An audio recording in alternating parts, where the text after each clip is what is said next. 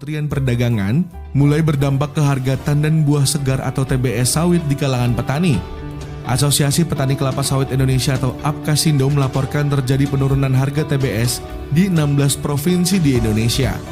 Ketua Umum DPP APKasindo Gulat Manurung menyatakan penurunan harga TBS di tingkat petani mencapai 27,5% dari semula dijual sebesar Rp3.250 per kilogram menjadi Rp2.250 per kilogram. Apabila hal ini tidak segera diatasi oleh pemerintah, dirinya memprediksi penurunan akan terus terjadi dalam 3 hari ke depan. Harga DPO Rp9.300 jangan menjadi patokan pembelian TBS petani.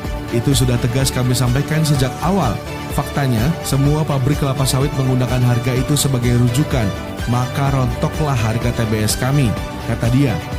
Di sisi lain, harga CPO di Bursa Malaysia Derivatif pada perdagangan Senin 31 Januari terkerek naik hingga Rp5.633 Malaysia per ton. Kenaikan ini disinyalir akibat adanya kebijakan DMO dari Kemendag RI yang mulai berlaku per Kamis 27 Januari.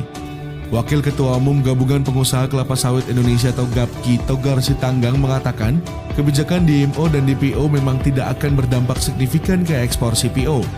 Menurutnya, ekspor CPO Indonesia mungkin turun hanya 1 juta ton tahun ini. Kebijakan itu bisa mengganggu ekspor Februari, tapi total ekspor mungkin tidak turun banyak, katanya. Kementerian Perdagangan sebelumnya memastikan kebijakan DPO tidak berlaku ke seluruh produk minyak sawit mentah atau crude palm oil atau CPO yang dipasok ke dalam negeri. Harga khusus hanya diterapkan pada bahan baku untuk minyak goreng domestik sebagai solusi pemenuhan kebutuhan minyak goreng dalam negeri yang belakangan naik tajam. Sampai saat ini harga DPO hanya untuk 20% dari volume yang diekspor, ujar Indrasari Wisnuwardana, Direktur Jenderal Perdagangan Luar Negeri Kemendag. Wisnu menyebut, sejauh ini kebutuhan CPO nasional sebesar 5,7 juta kiloliter untuk minyak goreng sudah terpenuhi. Dengan kondisi ini, dirinya menjamin tidak banyak berpengaruh ke ekspor CPO.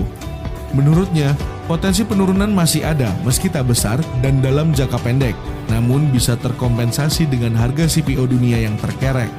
Dampak jangka pendeknya pasti akan ada sedikit penurunan, namun ke depan akan seperti semula. Di samping itu, harga CPO internasional bisa naik dan penurunan ini akan terkompensasi dengan kenaikan harga di pasar internasional, ujarnya. Data Kemendag mencatat, kelapa sawit menjadi komoditas penyumbang ekspor non-migas terbesar kedua setelah batu bara.